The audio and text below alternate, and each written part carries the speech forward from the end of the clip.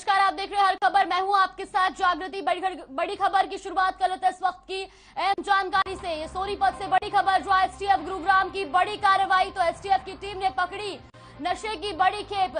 5.35 quintal गांजा सहित 2 तस्कर किए गिरफ्तार। कैंटर से लेकर जा रहे थे गांजा। ये बड़ी और अहम जानकारी सोनीपत से, जहां सोनीपत में एसटीएफ गुरुग्राम की बड़ी कार्रवाई देखने को मिली। आपको बता दें कि एसटीएफ की टीम ने नशे की बड़ी खेप पकड़ी है। साथ ही मौके से 2 तस्करों को भी गिरफ्तार किया। आपको बता दें कि तस्करों के पास से 5.35 क्विंटल गांजा बरामद किया और कैंटर से तस्कर ये गांजा लेकर जा रहे थे। तो बड़ी और अहम जानकारी सोनीपत से, जो एसटीएफ की टीम ने पकड़ी नशे की बड़ी खेप। तो ये आपको बता दें कि 5.35 क्विंटल गांजा सहित 2 तस्करों को भी एसटीएफ की टीम ने गिरफ्तार किया है। तो एसटीएफ गुरुग्राम की बड़ी कार्रवाई देखने को मिली है। जो कैंटर से ले जा रहे तस्करों को पुलिस ने गिरफ्तार किया। तो ये आपको बता दें कि 5.35 क्विंटल गांजा सहित 2 तस्करों को एसटीएफ की टीम ने गिरफ्तार किया है।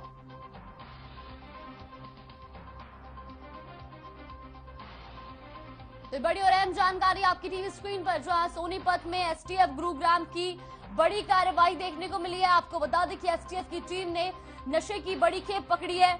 जहां कैंटर से ले जा रहे थे 5.35 क्विंटल गांजा। तो वही एसटीएफ की टीम ने 2 तस्करों को भी गिरफ्तार कर लिया है।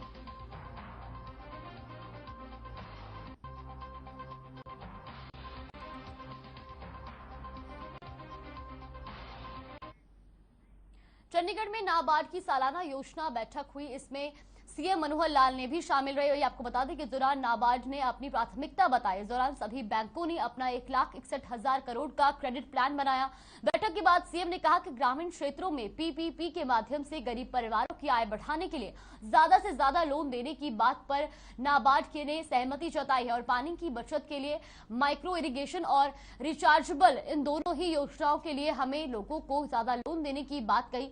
इतना ही नहीं, वही मौके पर सीएम ने आम आदमी पार्टी पर भी निशाना साधा। कहा कि पहले तो एक मुख्यमंत्री ने फ्री बांटने का वादा किया, लेकिन उनको पूरा करने के लिए कटोरा उठाकर प्रधानमंत्री के पास चले गए। ये अच्छी बात नहीं। राजनीति स्वयं के दम पर होनी चाहिए, केंद्र से मांग कर नहीं।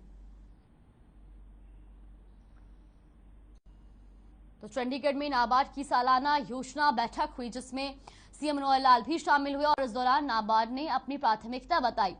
इस दौरान सभी बैंकों ने अपना 1,61,000 करोड़ का क्रेडिट प्लान बनाया। और बैठक के बाद सीएम ने कहा कि ग्रामीण क्षेत्रों में पीपीपी के माध्यम से गरीब परिवारों की आय बढ़ाने के लिए ज्यादा से ज्यादा लोन देने की बात पर नाबार्ड ने सहमति जताई है।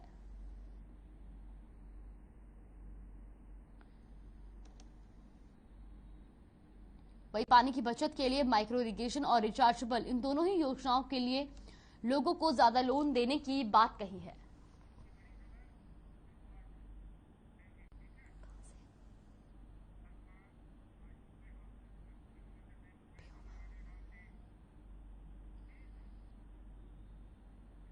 रुक लेते इस वक्त की बड़ी खबर का। बड़ी और अहम जानकारी पिहोवा से, जो पिहोवा में बदमाशों के हौसले बुलंद है। तो वही आपको बता दें कि पिहोवा की ये बड़ी और अहम जानकारी, जहां दुकानदार पर अंधाधुंध फायरिंग की। तो वहीं आपको बता दें कि फायरिंग में एक युवक घायल हो गया है और घायल युवक को अस्पताल में भर्ती कराया गया है। तो ये बड़ी और अहम जानकारी पिहोवा से, जहां बदमाशों के हौसले बुलंद देखे गए। आपको बता दें कि बदमाशों ने एक दुकानदार पर अंधाधुंध फायरिंग कर दी।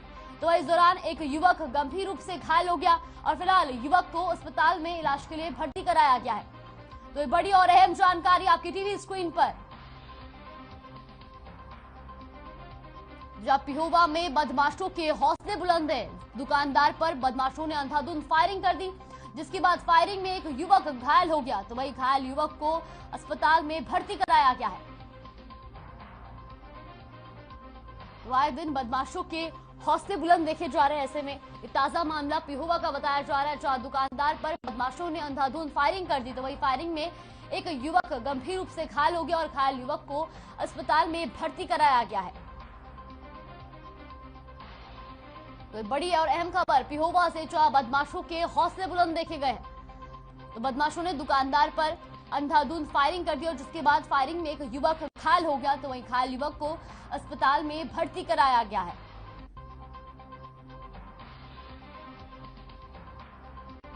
तो आए दिन बदमाशों के हौसले बुलंद है।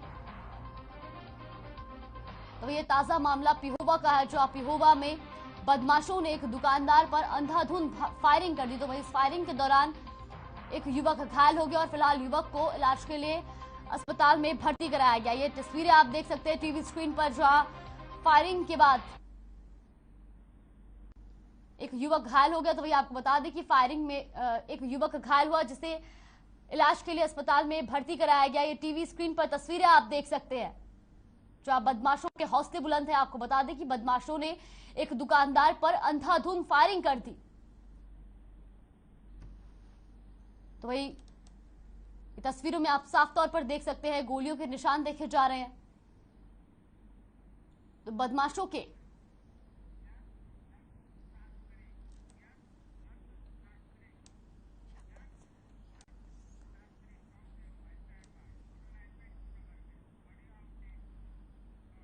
वैसी खबर पर हमारे साथ फोन लाइन पर संवाददाता यज्ञदत्त शास्त्री जुड़ गए। सबसे पहले तो जानना चाहेंगे कि ये पूरा मामला क्या है और आखिर किस वजह से उन्होंने दुकानदार पर फायरिंग की। जैसा कि पुलिस बता रही है कि कोई लूट के इरादे से आए थे। तो युवक जो गाड़ी में आए थे, गाड़ी आउट ऑफ स्टेट की बताई जा रही है। उन्होंने आते ही अंधाधुंध फायरिंग की है। युवक के 6-7 राउंड जो यहाँ गोलियां चलाई गई हैं, उनके खोल भी मौके से बरामद हुए हैं। लेकिन बहुत उसकी बात है कि पेवा के अंदर इतना पुलिस का पहरा है, लगभग 6-7 हजार पुलिसकर्मी यहाँ तैनात किए हुए हैं। उसके बावजूद भी कैसे उनकी एंट्री हुई, किस प्रकार से वो दोबारा यहाँ से निकलने में भी कामयाब हुए, कहीं ना कहीं सुरक्षा पे सवाल खड़े होते हैं। जी, तो क्या बदमाशों की कोई पहचान हो पाई है? अभी तक इस मामले में पुलिस लगी हुई है, अभी इसको मामले को ट्रेस करने में लगी है। कोई भी उनकी कोई पहचान नहीं हो पाई है। वो यहाँ से निकलने में कामयाब हो चुके हैं। अभी उसकी जो उपचाराधीन है, जो घायल हुआ है, उसके बयान लिए जा रहे हैं कि कोई ना कोई रंजिश है या कोई लूट का मामला है। इस दोनों पहलुओं पे जांच कर रही है। जी, जिस वक्त बदमाशों ने फायरिंग की उस वक्त मौके पर लोग वहां पर मौजूद रहे होंगे, तो क्या किसी ने भी उन्हें पकड़ने की कोशिश नहीं किया, किसी ने भी उनकी पहचान नहीं की? जी, देखने वाली बात यह है कि लगभग बिल्कुल थोड़ी ही दूरी पर सिटी थाना के पास की घटना है। उनके वहां पे कितने हौसले बुलंद हैं, उसके बावजूद भी कोई ना कोई वो वहां पे आए और आराम से 6-7 राउंड फायर की और उसको वहां से उससे निकल गए। फिर भी कोई ना कोई उनको पकड़ने में कोई कामयाब नहीं हुआ। जी, तो ऐसे में पुलिस प्रशासन का क्या कहना है, क्योंकि बदमाशों में उनका बिल्कुल भी खौफ नहीं है? जी, पुलिस इस मामले की जांच कर रही है। वो कह रही है कि हम इसको गहनता से जांच करेंगे और जल्दी ही आरोपियों को पकड़ लिया जाएगा। जी, बहुत बहुत शुक्रिया आपका यज्ञदत्त, हमारे साथ जुड़ने के लिए और तमाम जानकारी हम तक पहुंचाने के लिए। तो ये पूरा मामला पिहोवा का है, जहां दुकानदार पर बदमाशों ने अंधाधुंध फायरिंग कर दी। तो वही इस फायरिंग में एक युवक घायल हो गया और फिलहाल युवक को अस्पताल में भर्ती कराया गया है।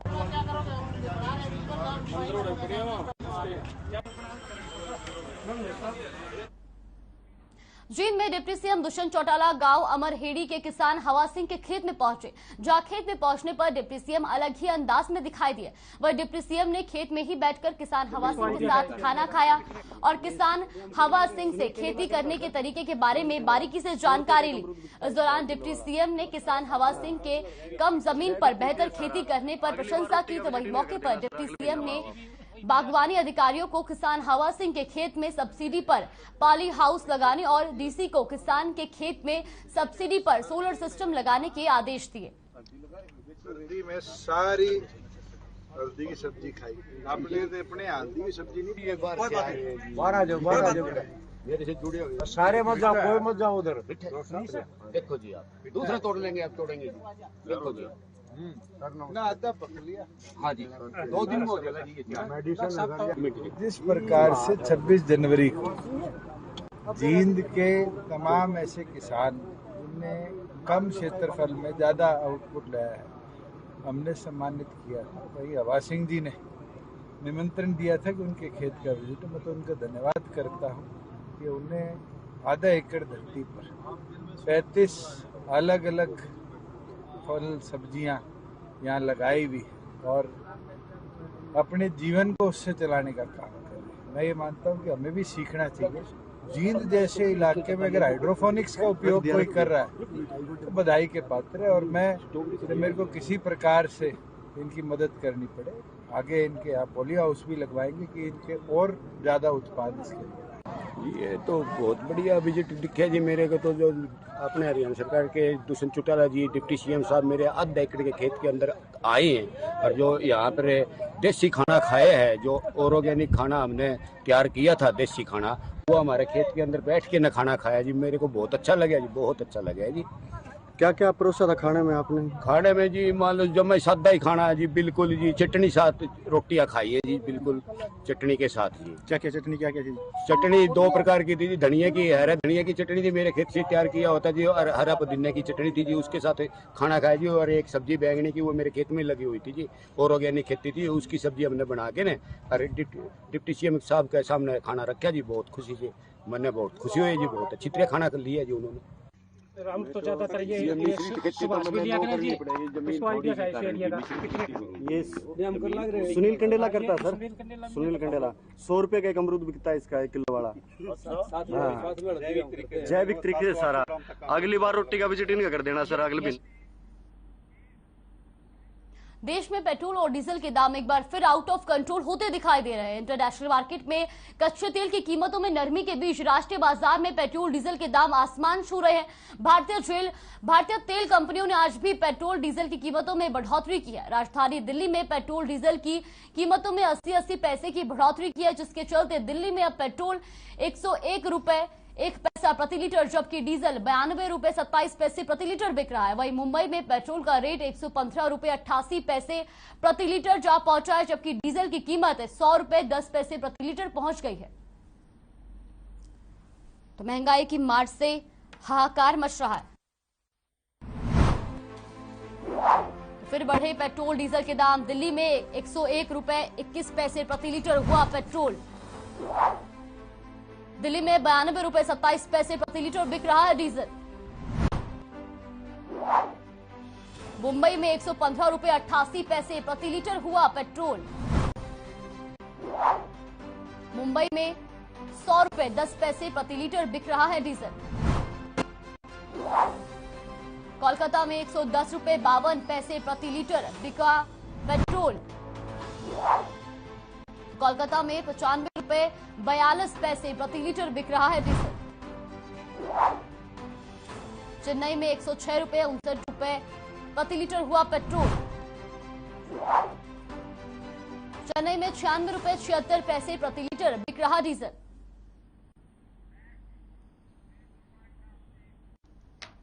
प्रदेश में हरियाणा बोर्ड की परीक्षाएं शुरू हो गई है, जिसके चलते भिवानी में 12वीं की परीक्षा देने आए छात्रों में खुशी देखने को मिली, क्योंकि कोरोना के चलते ऑफलाइन परीक्षाएं बंद थी। तो वही छात्रों का कहना है कि उनकी परीक्षा की अच्छी तैयारी है। अध्यापकों ने उनकी बोर्ड की परीक्षा की तैयारी पूरी करवाई है। कोरोना काल के 2 साल बाद हरियाणा शिक्षा बोर्ड की 10वीं और 12वीं की परीक्षाएं आज से शुरू की जा रही हैं। पलवल जिले में शिक्षा विभाग द्वारा परीक्षा 10वीं और 12वीं की परीक्षाओं के लिए 72 सेंटर बनाए गए हैं, जो अलग अलग स्थानों पर बनाए गए हैं। बताया जा रहा है कि 10वीं कक्षा के लिए देहात में अब की बार 6 सेंटर बनाए गए हैं, जहां पर 10वीं के विद्यार्थी परीक्षा देंगे। पलवल जिले में शिक्षा विभाग द्वारा 6 टीमें फ्लैंक की बनाई गई हैं, जो सेंटरों पर जाकर परीक्षा की जांच करेंगी। उस परीक्षा सेंटरों के 200 मीटर दूरी तक धारा 144 लगाई हुई है। अगर कोई धारा 144 का उल्लंघन करेगा तो उसके खिलाफ सख्त कार्रवाई की जाएगी। पुलिस के भी पुख्ता इंतजाम सेंटरों पर किए हुए हैं, जहां पर परीक्षाएं ली जाएंगी। अब देखना ही होगा कि जिस तरह से कोरोना काल के 2 साल के बाद 10वीं और 12वीं की परीक्षाएं आज से शुरू की जा रही हैं, वो कितनी नकल रहित परीक्षाएं होती हैं, क्योंकि जो शिक्षा विभाग दावा कर रहा है कि अब की बार नकल रहित परीक्षाएं कराई जाएंगी, क्योंकि कोरोना काल में परीक्षाएं नहीं ली गई थी और 2 साल के बाद अब परीक्षा शुरू है, तो इसमें नकल रहित परीक्षा कितनी सफल होती है कितनी नहीं। अब पलवल जिले में जिस तरह से 10वीं और 12वीं के जो 72 सेंटर बनाए गए हैं, उसके लिए जो टीमों का गठन किया गया है, जो उपमंडल अधिकारी की भी फ्लैंक टीम बनाई जाएगी और शिक्षा विभाग के द्वारा 6 टीम बना दी गई हैं और जो हरियाणा शिक्षा बोर्ड के द्वारा जो फ्लैग बनाई गई हैं वो भी समय समय पर सेंटरों में जाकर परीक्षाओं की जांच करेंगी। अब देखना होगा कि किस तरह से जो बच्चे उस 2 साल के बाद परीक्षा देने जा रहे हैं वो अपनी परीक्षा में कितने सफल होते हैं, क्योंकि कोरोना काल में बच्चों की परीक्षा नहीं होने से बच्चों पर काफी प्रभाव पड़ा है। पलवल से ऋषि भारद्वाज, हर खबर। प्रदेश में आज से हरियाणा बोर्ड की परीक्षाएं शुरू हो रही है, जिसको लेकर पलवल जिले में 10वीं और 12वीं की परीक्षा लेने के लिए 72 सेंटर बनाए गए हैं। वहीं शिक्षा विभाग की ओर से पलवल में 6 सीएम फ्लाइंग की टीमें भी तैनात की गई है, जो सेंटर पर जाकर परीक्षा की जांच करेंगी। साथ ही पुलिस ने सुरक्षा व्यवस्था के लिए पुख्ता इंतजाम किए हैं। इतना ही नहीं, परीक्षा केंद्रों में 200 मीटर के दायरे में धारा 144 लगाई गई है। वहीं पुलिस का कहना है कि अगर कोई धारा 144 का उल्लंघन करेगा तो उसके खिलाफ सख्त कार्रवाई की जाएगी।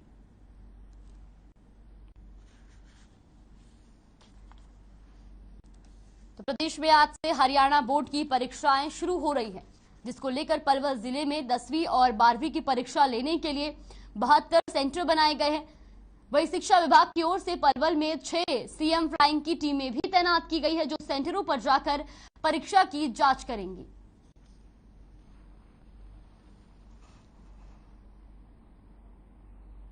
साथ ही पुलिस ने सुरक्षा व्यवस्था के लिए पुख्ता इंतजाम किए हैं। इतना ही नहीं, परीक्षा केंद्रों से 200 मीटर के दायरे में धारा 144 लगाई गई है।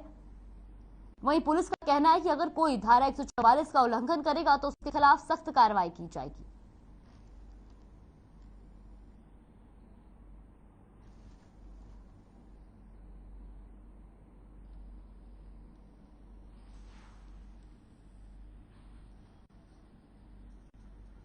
तो प्रदेश में आज से हरियाणा बोर्ड की परीक्षाएं शुरू होंगी, जिसको लेकर पलवल जिले में 10वीं और 12वीं की परीक्षा लेने के लिए 72 सेंटर बनाए गए हैं। तो वहीं शिक्षा विभाग की ओर से पलवल में 6 सीएम फ्लाइंग की टीमें भी तैनात की गई हैं।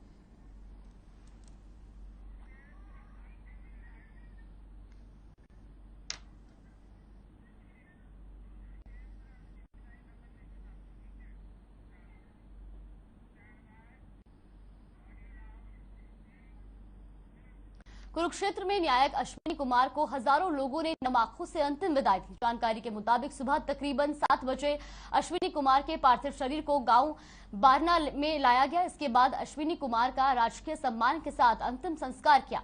जानकारी के मुताबिक अश्विनी कुमार फौज के काम से जबलपुर जा रहे थे, तभी अचानक उनकी तबीयत बिगड़ गई। वह स्थिति गंभीर होने के चलते 27 मार्च को उनकी मौत हो गई। अश्विनी कुमार की अंतिम विदाई के समय पूरा आसमान भारत माता के जयकारों से गूंज उठा। वहीं अश्विनी कुमार को अंतिम विदाई देने पहुंचे थानेसर के विधायक सुभाष सुधा ने कहा कि छोटी सी उम्र में ही देश सेवा के लिए शहीद हो जाना कोई छोटी बात नहीं। साथ ही कांग्रेसी नेता अशोक अरोड़ा ने कहा कि वे सलाम करते हैं ऐसे शहीद को जो देश के लिए वीर गति को प्राप्त हुए। इस मौके पर प्रशासनिक अमला मौजूद रहा।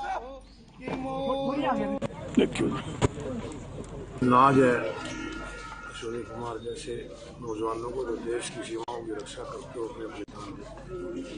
आज देश इन शहीदों की वजह से, इन जवानों की वजह से सुरक्षित है। हम उन्हें सल्यूट करते हैं कि वो आज देश के लिए शहीद हुआ, और बारना की धरती को भी सलाम करते हैं कि पहले भी 3 नौजवान देश की सीमाओं की रक्षा करते हुए शहीद हुए और चौथा जवान ये शहीद हुआ है। तो निश्चित रूप से ये धरती भी सल्यूट करने लायक है, क्योंकि यहाँ पर जो भी पैदा होता है वो देश की सेवा के लिए आगे आने के लिए इच्छुक होता है। तो ऐसा आज साथी हमारा इस गांव का जवान गया है, जहाँ हमें दुख है, हमें उस पर नाज भी है जो देश की रक्षा करता हुआ बलिदान। बारना गांव में श्री अश्विनी कुमार की अंतिम यात्रा में हम सभी उन्हें नमन करने पहुंचे हैं। उनकी जो है अंतिम विदाई में उनके परिवार के साथ हमारी संवेदना साथ हैं। वह पूरा देश, वह पूरा कुरुक्षेत्र उन्हें नमन करता है।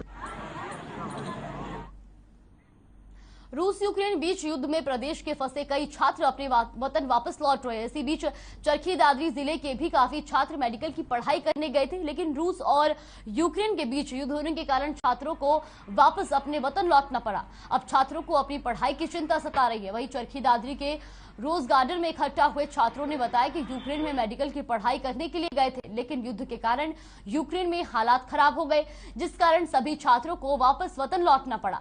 छात्रों ने सरकार से मांग करते हुए कहा कि सरकार छात्रों की पढ़ाई को ध्यान में रखते हुए छात्रों के लिए उचित व्यवस्था करे, ताकि कम फीस में छात्रों की पढ़ाई हो सके।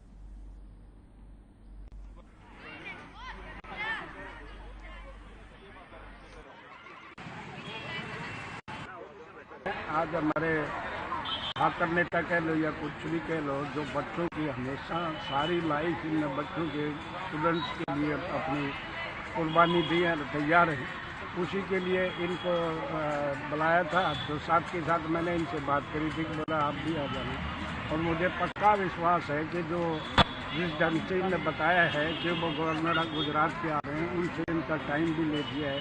उनसे मुलाकात करने के बाद जो है ना कुछ सोर्स निकलेगा और सारी बातें इन्हें बताई है, ज़्यादा ये करेंगे।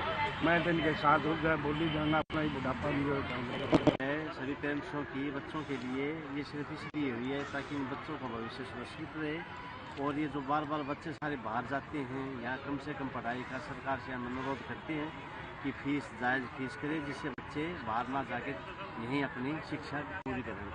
हमें ज़्यादा फीस नहीं होनी चाहिए, फीस बिल्कुल ठीक होनी चाहिए ताकि बाहर बच्चे ना जाएं और अपनी शिक्षा को यहीं पूरी करें और आगे कोई परेशानी नहीं आए।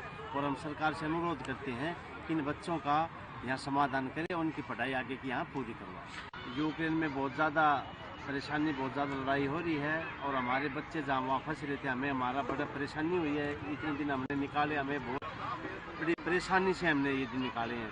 पहले आ गई थी जनवरी में, बट मेरे को पता कि मेरे फ्रेंड्स के सिचुएशन से गुजरे थे, उन सबको बंकर्स में रहना पड़ा था without food and water supply. And after that Ganga जो ऑपरेशन गंगा था वो सक्सेसफुल हुआ है and we are very glad for that. Government को हम थैंक यू बोलते हैं, बट स्टिल अब आगे जो प्रोसेस है वो भी उनको करना पड़ेगा, लाइक फॉर आवर स्टडी, क्योंकि मेडिकल की स्टडी ऐसी चीज़ है जो कि ऑनलाइन नहीं हो सकती।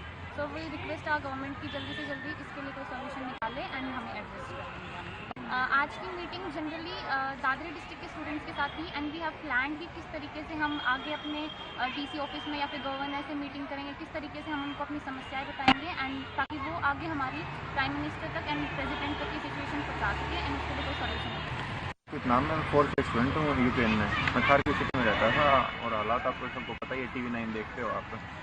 और सर वहाँ पे मतलब डेली बम्बार्डिंग वगैरह तो था ही, लेकिन हम लास्ट में ट्रेन से आए थे। पहले हम पोलैंड गए थे, उसके बाद इंडियन गवर्नमेंट हमें वहाँ से निकाला।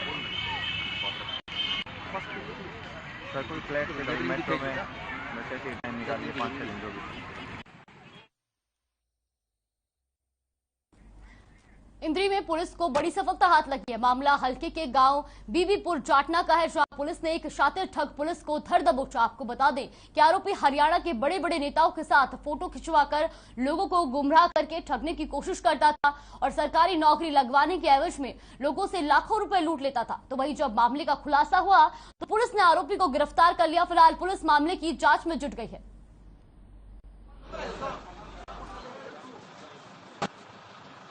मामला बेटे को सर्विस लगाने के चक्कर में एक दिन शादी में रिंकू सैनी और रेणुकौर सैनी दोनों पहले से नोन थे, एक शादी में मिले, वहाँ बातचीत हुई। उस बातचीत के दौरान बेटे को सर्विस लगाने के चक्कर में LDC क्लर्क के लिए इन्होंने 25 लाख की बात की। तो 25 लाख, पहले 30 लाख की बात की, फिर करते करते वो 25 लाख पे आ गए, जिसमें से 23 लाख रुपए ये ले चुका है मेरे से किस्तों में कई बार में। इन्होंने मुझे लालच दिया, ज्वाइनिंग लेटर दिया। ज्वाइनिंग लेटर देने के बाद बोला आपका बेटा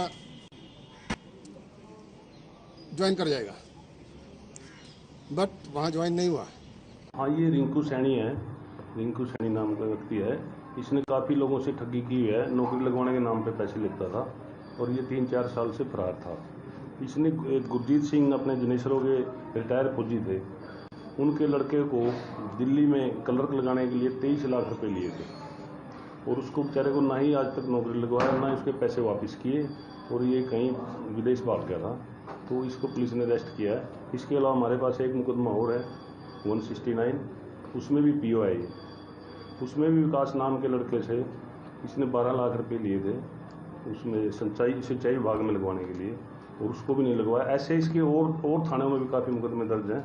तो काफ़ी सातिर दिमाग का व्यक्ति है ये, लोगों को नौकरी लगवाने के लिए लेकर पैसे ठगता है। बड़ी खबर में फिलहाल के लिए बस इतना ही। बने रहिए हमारे साथ। नमस्कार।